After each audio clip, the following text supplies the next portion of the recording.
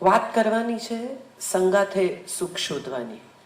જયભાઈએ બધું જ કહ્યું, ઓલમોસ્ટ બધી જ વાતને એમણે આવરી લીધી. મારે જે વાત કરવાની છે થોડી જુદી એટલા માટે છે કે મારો પહેલો પ્રશ્ન એ છે કે જો સંગાત છે તો પછી સુખ શોધવાનું જ ક્યાં છે? જો સાથે જ છે બે લોકો તો એ જ સુખ નથી? સાથે હોવું એટલે સાથે રહેવું કે સાથે જીવવું? આ પ્રશ્ન બહુ મહત્વનો છે. એક એડ્રેસ પર વસતા બે લોકો સાથે જીવતા નથી દરેક વખતે, જેની વાત જયભાઈએ કરી આપણી સાથે. એક સરનામે વસવું એ સાથે રહેવું છે કે નથી?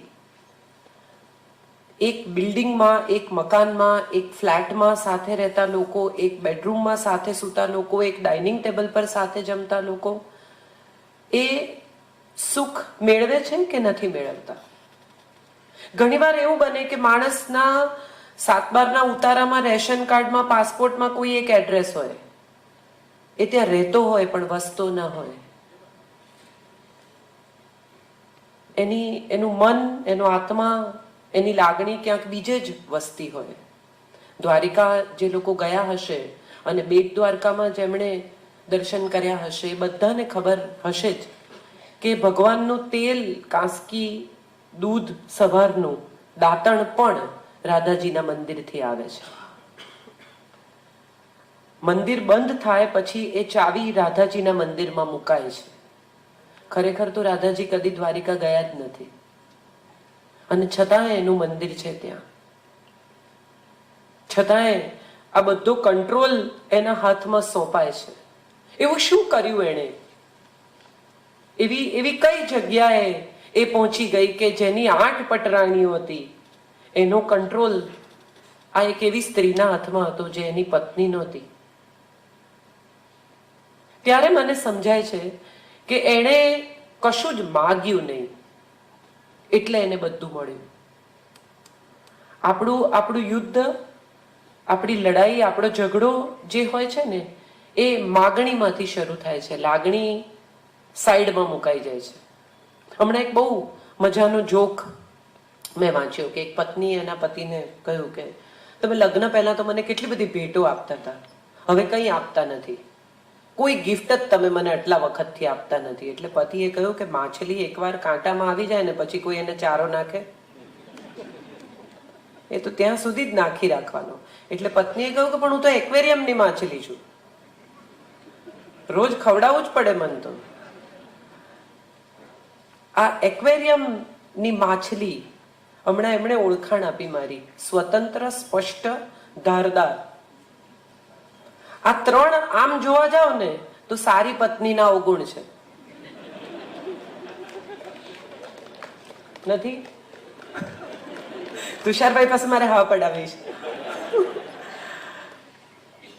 એક સારી પત્ની હોય ને, એને સ્વતંત્ર ન હોવું જોઈએ, સ્પષ્ટ કઈ હદે હોવું જોઈએ એ પતિ રજા આપે ત્યાં સુધી, અને ધારદાર તો હોવાનો સવાલ આવતો જ નથી, એ તો સિલેબસમાં જ નથી, બીજી ભાષાનો શબ્દ છે. મારે વાત જે કરવી છે એ સ્ત્રી સ્વાતંત્ર્યની નથી કરવી. સ્ત્રીની સ્વતંત્રતા એ આપણા દેશમાં સદીઓથી સ્વીકારાયેલું તત્વ છે. પતિ કમાઈને લાવે અને પત્નીના હાથમાં મૂકે, આ આપણા દેશની પરંપરા રહી છે. પુરુષ ધન કમાય ને સ્ત્રી એનું લક્ષ્મીમાં રૂપાંતર કરે. આ આપણા દેશની પરંપરા છે. માં જ બજેટ બનાવે. ધોબીનું, દૂધવાળાનું, દવાનું, અનાજનું, કરિયાણાનું બિલ સ્ત્રીઓ જ ચૂકવતી આવી છે. આમાં ક્યાંય સ્ત્રી સ્વાતંત્ર્યને હાનિ પહોંચે એવું કશું બન્યું જ નથી. તો શું એવું થયું કે સ્ત્રીઓ એકદમ સડનલી ઊભી થઈ ગઈ અને એમણે કહ્યું કે લગ્ન જીવનમાં અમારા પર અત્યાચાર થાય છે, અમને બધા ડોમિનેટ કરે છે, અમને હવે મુક્ત થઈ જવું છે, હવે અમારે ફેમિનિસ્ટનો ઝંડો ઉપાડવો છે, અમે હવે અત્યાચાર સહન નહીં કરીએ? એવું શું બની ગયું કે જે લગ્ન જીવનને અચાનક કોઈ તકલીફમાં, દુઃખમાં, સમસ્યામાં મૂકી ગયું અને હવે એક આખો એવો પવન શરૂ થયો છે કે બધા એમ માને છે કે સ્ત્રી લગ્ન જીવનમાં દુઃખી છે? બિચારી. Vote happened? એકચ્યુઅલી દુનિયાની દરેક સ્ત્રીને સવારે દૂધ લેવાથી શરૂ કરી અને સાંજે દૂધ મેળવવા સુધીની પ્રવૃત્તિ કરવામાં મજા જ આવે છે. કોઈ સ્ત્રી ભાગ્ય જેવી હોય કે જે એમ કે મને તો રસોડું જોઈને જ કંટાળો આવે. ના, એને મજા જ આવે. મહારાજ રાખે 2 બાઈઓ એને તો પણ એ જઈને કે આમ નહીં, આમ કરવાનું. કારણ કે એનો રસ છે, એના પરિવારમાં, એના હાથમાં રસ છે. નાનકડું કામ પણ કરતી હોય ને તેમાં સર્જન છે. એના બાળકના માથામાં તેલ નાખતી હોય ને તો એમાં પણ કળા છે. એ દાળ વઘારે ને એમાં પણ ક્યાંક એની ઉષ્મા છે, એનો પ્રેમ છે. તો આ સ્વાદ બને છે, તો આ વસ્તુ બને છે, તો આવી રીતે પરિવાર સચવાય છે. પપ્પાજી કાંદા નહીં ખાય અને ભાઈની રોટલી પાતળી કરવાની ને કોરી રાખવાની અને દીકરો પરાઠા ખાશે, આવું એને ખબર હોય છે. અને કોઈ દિવસ એને આ કરવાનો ભાર જ નથી લાગતો. સમસ્યા શરૂ ત્યાંથી થાય છે જ્યાં દાળ સરસ બની હોય, એને પોતે પણ 1 ચમચી ચાખી હોય અને પછી પતિ જમવા બેસે ત્યારે બાજુમાં ઊભી રહીને કે દાળ કેવી બની છે? ત્યારે મોબાઈલ જોતો પતિ કે છાપું વાંચતો પતિ એવું કે સારી. એની અપેક્ષા ફક્ત એટલી છે કે એના તરફ જોવામાં આવે, એની આંખમાં આંખ નાખવામાં આવે અને એને એવું કહેવામાં આવે કે તારા જેવી દાળ બીજું કોઈ નથી બનાવતું. બસ આનાથી વધારે ખરેખર સ્ત્રીની કોઈ અપેક્ષા જ નથી લગ્ન જીવનમાં. સાંજ પડે પતિ ઘરે આવે અને એનું મોઢું ચડેલું હોય તો પતિ ખાલી એટલું પૂછે કે કેમ, શું થયું, તું બાઈ નહોતી આવી? એમાં તો વેલેન્ટાઇન ડે ઉજવાઈ જાય. ઘેર પાછા ફરતા પતિને જો ગજરો યાદ આવે અથવા સિગ્નલ પર બાઈ આવે ને છૂટા ન હોય, છાપું ખરીદ્યા પછી ને ગજરો ખરીદી લે જસ્ટ ઇન કેસ અને લઈ આવીને એના હાથમાં મૂકે ને તો એને એમ થાય કે લગ્ન જીવનના 25 વર્ષમાં મેં તો કોઈ તકલીફ સહન કરી જ નથી. પતિના શર્ટમાં, પહેરેલા શર્ટમાં બટન ટાંકીને દોરો તોડવામાં જે રોમાન્સ છે ને એ સ્વિટ્ઝરલેન્ડના પહાડો પર બી નથી. અને આ બધું જ એક હિન્દુસ્તાની, એક ગુજરાતી સ્ત્રીને માટે શ્વાસ છે, પ્રાણવાયુ છે. આપણે ધીરે ધીરે આ પ્રાણવાયુ બંધ કરતા ગયા. કેટલા સુંદર રોમેન્ટિક ગીતો પતિ પત્નીના દાંપત્ય જીવન પર લખાતા રહ્યા. કેવારે મળેલા મનના મેળ, નભજુક્યું તે કાંજી, અમેરે સુકારુનું પૂમડું, તમે રંગીલા અત્તર રસદાર. કેટલા સુંદર. તમે રે ઉચેરા ગઢના ટોડલા, અમે લજવાતી પાછલી રવેશ. ગુજરાતી પત્નીઓની ફરિયાદ શું છે તો કે મારા પતિ રોમેન્ટિક નથી, તમારા ભાઈએ મને કોઈ દિવસ આઈ લવ યુ નથી કહ્યું. ત્યારે હું ઘણીવાર ગુજરાતી પત્નીઓને કહું છું કે અત્તર છે ને એની તો નાનકડી શીશી જ હોય, અથાણાની બરણીઓ હોય. નક્કી કરો, અત્તર ચોપડીને બહાર જવું છે કે અથાણું? જયભાઈએ બરાબર કહ્યું કે અથાણું, આ હીરાનો હાર રોજ ન કઢાય, કદી કદી જ કઢાય. દરરોજ આવીને પતિ આઈ લવ યુ કે તો એની પણ આદત પડતી જાય. પ્રેમ આદત નથી, પ્રેમ ઇબાદત છે.